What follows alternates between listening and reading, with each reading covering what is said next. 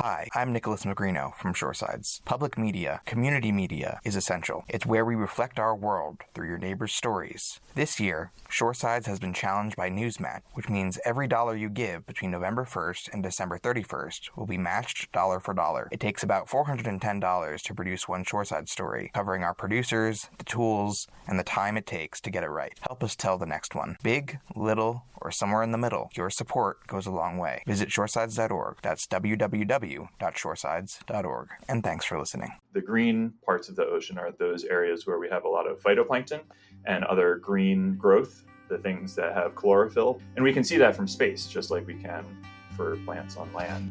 And so those areas are getting even greener, whereas the areas that are blue, which are effectively the deserts of the ocean, are getting bluer. Welcome to Shoresides, where we explore the coastal North Carolina region's past, present, and future to promote community resilience. I'm Nicolas Magrino. The world around us is changing all the time. Most of those changes are too subtle to notice, too small for the naked eye. But this one stands out if you know where to look. The greens and blues that define our ocean landscapes have grown sharper, deeper, and it's not just your eyes playing tricks on you.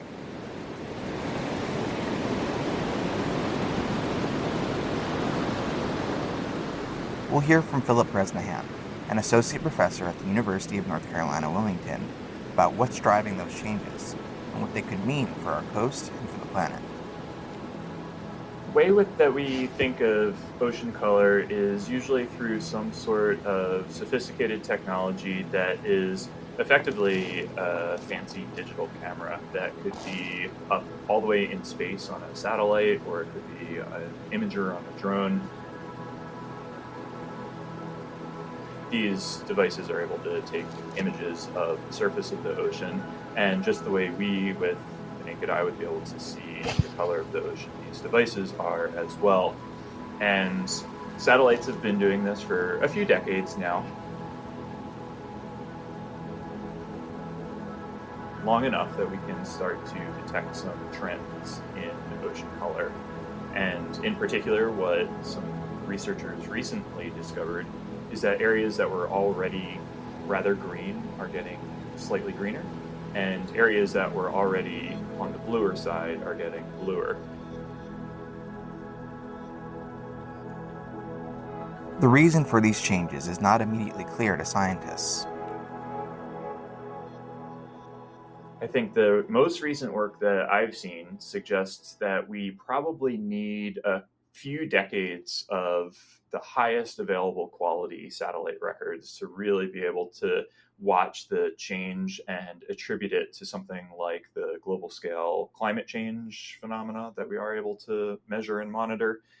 The reason is that there's a lot of variability in the ocean. Things change on rather short timescales and by quite a bit, and also over spatial scales. The swirls in these eddies and the currents and larger gyres that we can see from space are evolving at such a rate that the signal is kind of bouncing around. And so to be able to attribute that to another phenomenon, such as, again, climate change, would take a couple decades before the signal really emerges from the noise. There are a few theories out there, and the first suspect is the obvious one: climate change. Well, on land, the theory is that with extra carbon dioxide in the atmosphere, plants like carbon dioxide, and so they should be happier. Also, on a warmer planet, there's just more land for plants to grow on. There are fewer glaciers, our ice caps are smaller, and so there's just more land for this vegetation. In the ocean, it is a little bit more complex, of course, but we also have changing ocean area and volume, which results in sea level rise in a way that we experience it more directly. But in terms of what the algae are experiencing or the phytoplankton are experiencing, the warming of the ocean in certain areas is going to make conditions more favorable in some places. As surface waters warm more quickly, they become more visually distinct from the deeper, colder layers below. But it's also going to cause some complex physical and then in turn biogeochemical cascades, such that in certain areas we might see additional stratification or stronger stratification, meaning a sharper distinction between the surface waters and the deeper waters. As surface waters warm faster than the deeper waters, we would see a bigger divide, and that makes it harder for the surface waters to mix with the deeper waters. And in a lot of areas of the world's oceans, the deep waters are what supply the nutrients to the surface waters. And so as we change that physical balance, we're changing other things like mixing of the nutrients, which would really just be the fertilizers going in to help stimulate these phytoplankton blooms. Bresnahan warns that pinning it all on climate change would be premature. The ocean is a complex ecosystem, shaped by countless factors that shift day to day. I think that climate is certainly playing a role in it, and I think that we always have to be cautious about not pointing a finger at any one thing too quickly before we have long enough records, because there are long timescale changes in various parts of the natural system as well, regardless of human intervention or human manipulation of the climate system, deliberate or otherwise. This phenomenon has been observed in oceans around the world.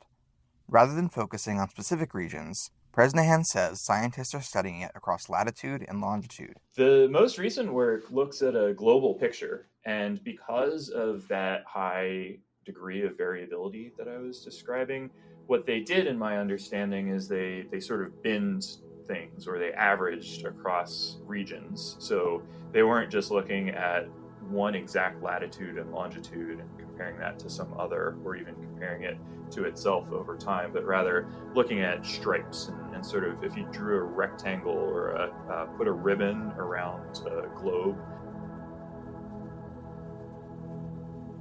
they were able to observe that the areas where it was already on the bluer side, it was ever so slightly but meaningfully bluer, and vice versa for the green areas.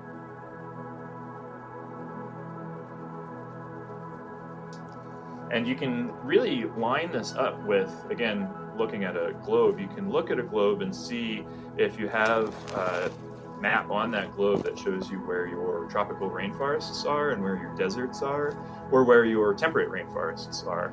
We see a lot of very similar overall patterns, spatial patterns in the ocean too, because the same things might be driving some of the broad scale changes in the ocean that are driving some of those changes on land. For some ocean plants, especially phytoplankton, those color changes could actually help depending on where they are in the water. The other element of stratification that's really important to consider is that these green things, photosynthesizers, need light. And so in some cases that stratification can actually be helpful because it's keeping the phytoplankton, which by definition, plankton means it's a drifter. It can't swim. It can't get itself into light or out of light with all that much locomotive control.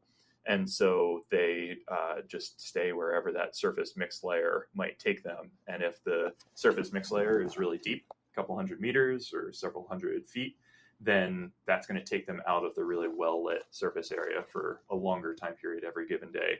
Whether you're on the North Carolina coast or halfway across the world, Bresnahan believes that other environmental challenges are far more urgent, at least for now.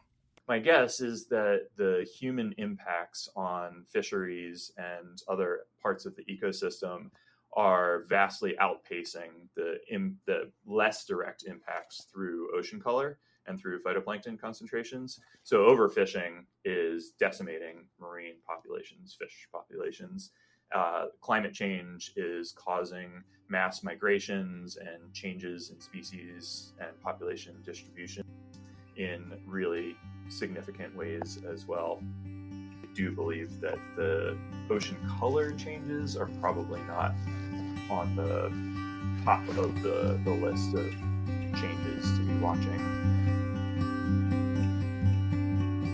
From Shoresides, this is Nicolas Magrino. Learn more about Shoresides at shoresides.org. Thanks for listening.